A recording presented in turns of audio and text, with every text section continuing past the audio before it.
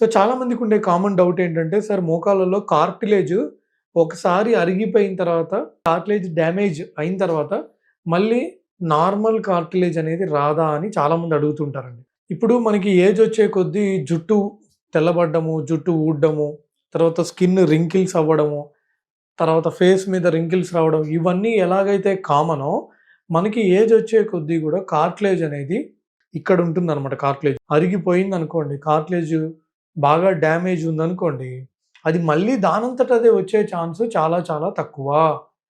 Yes. There is no scientific evidence like కొత్తగా గుజ్జొస్తదని ఎక్కడ సైంటిఫిక్ ఎవిడెన్స్ లేదు. గుజ్జు టాబ్లెట్స్ అని మీరందరూ వినే ఉంటారు.